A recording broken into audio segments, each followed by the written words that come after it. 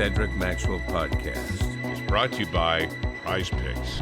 So my question to you is, to this day, the vibes there, again, you've been back with the Celtics organization, this and that, but how long do you harbor something like that? If you're Marcus Smart, in interviews, Marcus Smart, I feel so bad having watched him the last couple of years, because he says the right things, and I'm happy for those guys and this and that, but he looks 80% dead inside, like it really, it hurt him. And of course it did, because one of the things I loved about Marcus is Marcus loved being a Celtic. You can't say that about everybody who's here. And I hate moving guys who love it here. I hate it. Even if I think that the players coming back are better, that's the worst part of it. Some people are here and they could be somewhere else and they'd be happy too. He loved it. He loved every part of it, the good and the bad. And he left it all out there. So I felt I still feel horrible. How long were you harboring that? Like me, you're trading me. Like, you don't want me. How long does that stick with you? How long did it stick with you? Well, what's today? When did I get traded? And then what is today? Tuesday, July 29th, 2026. Okay. 2025. When did I get traded? Yeah. Well, okay. 40 years. You okay? Am I still talking right now like I loved it or something? Yeah. You harbor some resentment because of them trading you away. For me, wasn't necessarily the trade, because it was more about the business.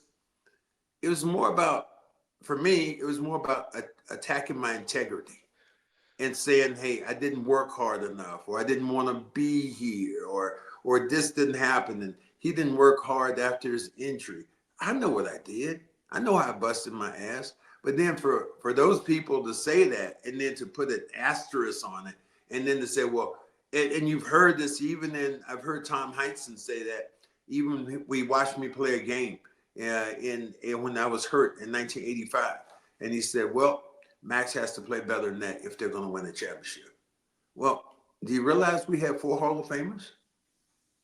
Were there 4 Hall of Famers there when I was there? I'm just saying. Yeah. So what are you saying about me if that's the case? Yeah. Well, so I'll ask you this. Let's say on Christmas Eve this year, you're visited by the ghost of Red Auerbach, and you had your chance to give him the piece of your mind over that. What would you say? Close the door. Click. Sorry, Red.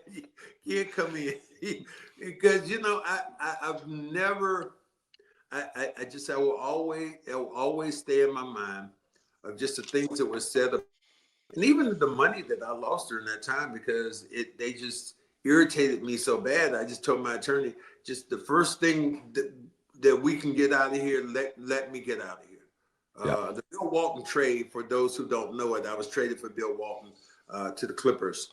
For those who don't know it, that deal would not have gone through if, in fact, I hadn't gone back and worked out. Because once I got traded, very much like what happened with Holiday, I was damaged goods going out to LA, and they wanted to take that trade back. In order for me that trade to go forward, I had to work my ass off during the summer to get back physically. So yeah, I knew what. So the resentments that's there will always be. There will always be a.